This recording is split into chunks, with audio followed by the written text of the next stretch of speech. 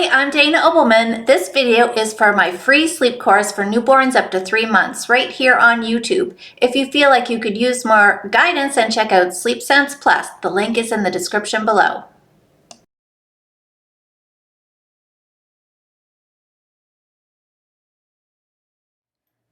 Hi. Tip number 3 is to establish a bedtime routine for your newborn.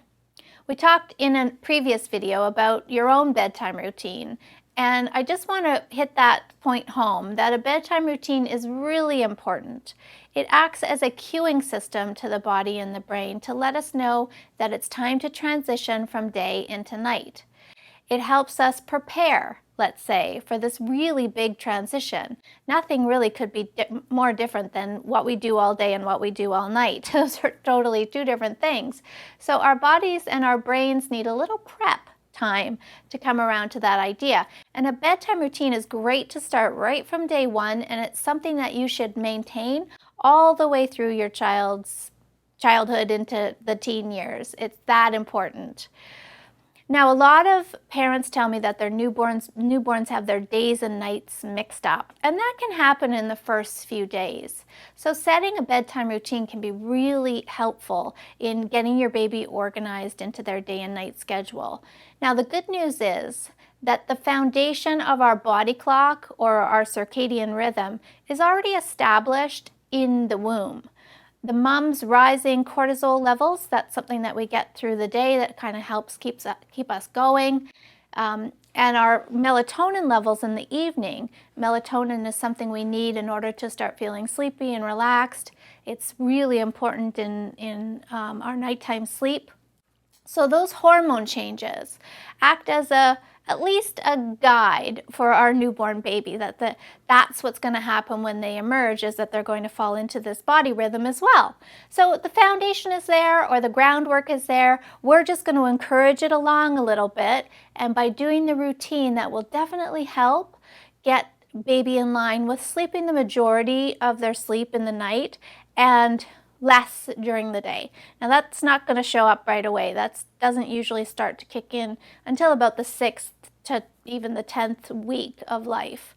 So, but we can start now, and so then when your baby is ready, they can walk into that pretty easily. So what does a newborn baby's routine look like? Well, I love to start a routine with a bath. I think a bath is so significantly different than anything else that goes on in this little person's day that it's a great first cue, right? When you think about a newborn's day, not a lot happens. They eat, they change their diaper, they get their diaper changed. They usually even stay in their pajamas all day, so nothing really is different. But a bath is pretty significant. Now, most newborns don't enjoy the first bath or two. Don't let that alarm you. That's completely normal. Just keep doing it, and by the 3rd or 4th bath, they will be enjoying it. In fact, most newborn babies absolutely love the bath experience. Make sure the water is warm enough. That is usually the number one reason why a newborn's not enjoying the bath. If it's a little bit on the chilly side for them, they definitely won't enjoy it. So start with your bath, then get jammies and a clean diaper on, and then we're going to offer a feed before bed. And that is so that we're filling up a tummy, so hopefully we can get a good 3 to 4 hour stretch out of your little one once they've had their last feed of the day. Now, it may not be time. You might be thinking, well, she didn't eat that long ago. She might not be quite ready yet. That's okay. Still offer this bedtime feed and think of it more as a top-up feed, right? Just kind of filling up the tank so that when she does fall asleep at this point, then we have a good, hopefully, 3 or 4 stretch hours of time before our next feed. Now, a little caution about burping. People get a little overly concerned about burps. They really do. Yes, we want to help the baby and see if she needs to burp, but we do not need to spend 20 or 30 minutes pounding on a newborn baby's back trying to get burps out. I would suggest you sit her up on your lap with a hand gently around the neck to support it, and just do some light pats in a sitting position. That usually helps get the burps out quicker, and it will prevent her from falling asleep. Now you have to remember she's very sleepy at this point. So if she's on your shoulder and spends 20 minutes being basically lulled to sleep with your rhythmical patting, then now we've slowed our process down. So we want to make her a little less comfortable, get that burp out, try for 5 minutes or so. If it doesn't come out, oh well, it'll come out the other end eventually, and then move into the crib or the bassinet for sleep. Now, our goal at this point is to put her in that crib or bassinet before she's asleep.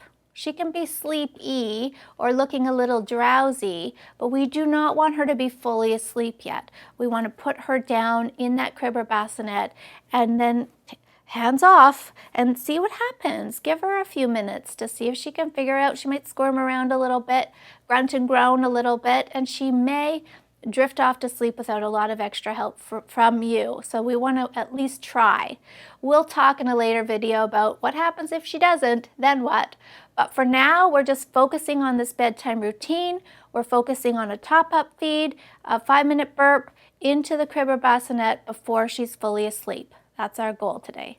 Thanks so much. Sleep well.